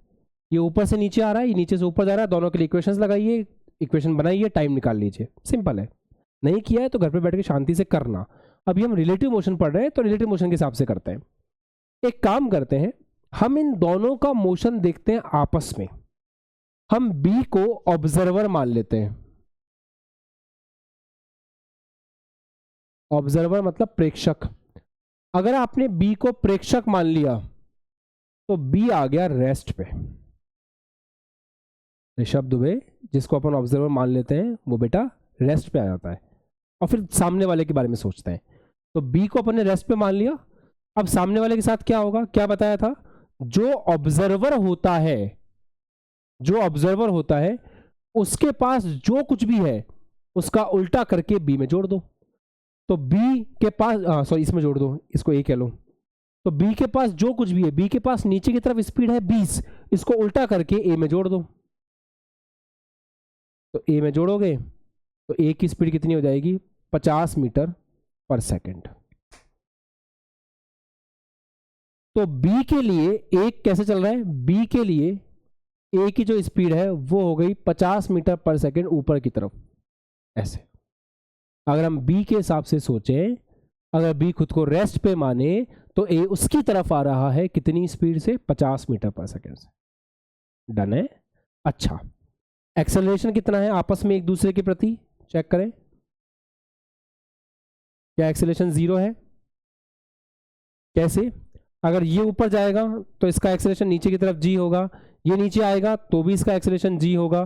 तो इसका एक्सेलरेशन इसमें जोड़ दो उल्टा करके, तो b का एक्सेलरेशन उल्टा करके इसमें जोड़ोगे तो कट करके ए बी कितना आ जाएगा? 0 आ जाएगा। जब एक्सेलरेशन नहीं है तो सिंपल कॉन्सेप्ट लगा सकते हैं। सिंपल कॉन्सेप्ट क्या लगा सकते हैं? चाल बराबर दूरी बटा समय। तो समय बराबर दूरी इंटू चाल। तो समय कैसे निकालेंगे? दूरी। इनको एक दूसरे के रिस्पेक्ट में कितनी दूरी तय करनी है? बी तो यहां पे रुक गया, ए को यहां तक पहुंचना है, तो ए को 150 मीटर तय करते हुए आना है। तो चाल बराबर दूरी बटा समय, समय बराबर चाल बटा दूरी। तो एक दूसरे के प्रति चाल कितनी है और एक दूसरे के प्रति दूरी कितनी तय करनी है? बताओ, चाल कितनी है एक दूसरे के प्रति? अच्छा, सॉरी, दूरी बटा समय हो जाए, दूरी बटा चाल होगा। हाँ, तो एक दूसरे के प्रति चाल कितनी है, दूरी कितनी है 150 और चाल कितनी है 50। समय कितना लग रहा है 3 सेकंड। ऐसे हम सवाल कर सकते हैं। तो क्या रिलेटिव मोशन का पहला प्रैक्टिकल क्वेश्चन समझ में आ गया है? कुछ नहीं किया, एक को रेस्ट पे मान लिया, दूसरे की मोशन को स्टडी किया। तो एक को रेस्ट पे मान के दूसरे की मोशन को स्टडी करना होता है, यही फंडामेंटल है। इस फंडामेंटल को फॉलो करके सवाल करेंगे, ना केवल सवाल बनेंगे बल्कि समझ में भी अच्छे से आएगा। अच्छा, अब एक सवाल जो है वो अपन देखते हैं।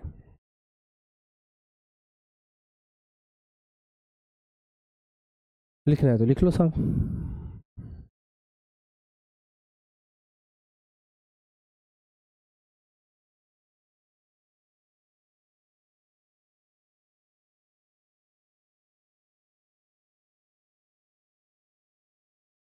ये सवाल घर पे बैठ के सोचते रहना। ये सवाल बहुत फेमस भी हैं अपने आप में। ये लिफ्ट है, इस लिफ्ट में ये बालक खड़ा है।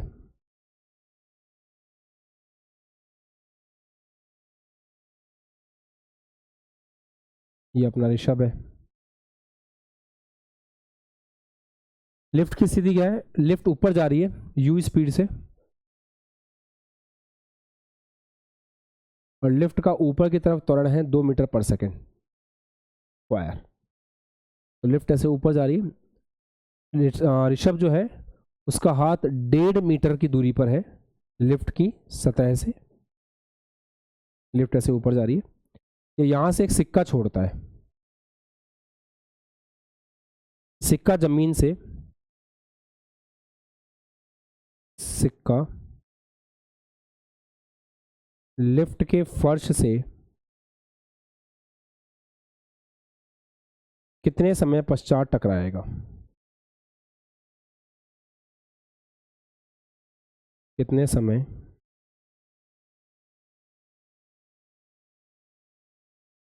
पश्चात टकराएगा, ये हमको सोचना है।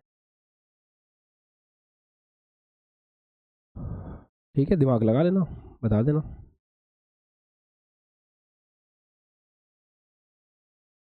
कल की क्लास में देखेंगे।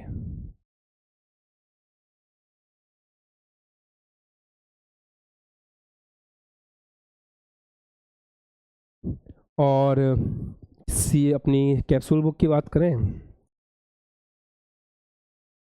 तो कैप्सूल बुक में भी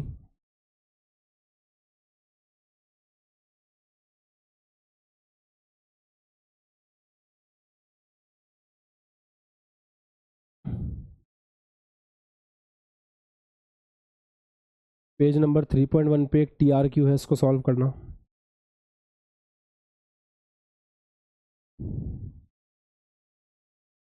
थ्री 3.2 पर है 2 सवाल, उनको सॉल्व करना। मतलब TRQ 1 2 3 4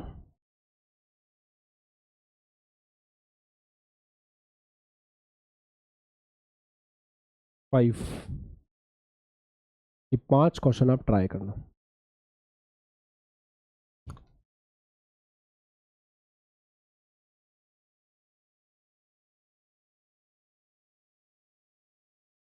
उसके बाद लर्नर एक्सरसाइज में 17 क्वेश्चन है खंड ए में।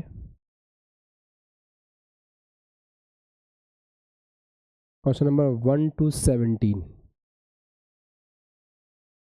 इनको भी ट्राई कर लेना। कुछ एक नहीं होते हैं, कुछ नया कॉन्सेप्ट लगता है तो छोड़ देना, कोई दिक्कत नहीं है, हो जाते हैं तो ट्राई कर लेना। चलो अब केमिस्ट्री पढ़ेंगे अपन 2-4 मिनट में। ओके, नया चैप्टर है, ईमानदारी से सिंसियरिटी के साथ पढ़ना है। और कल रजिस्टर भी चेक होंगे, तो करके आना काम।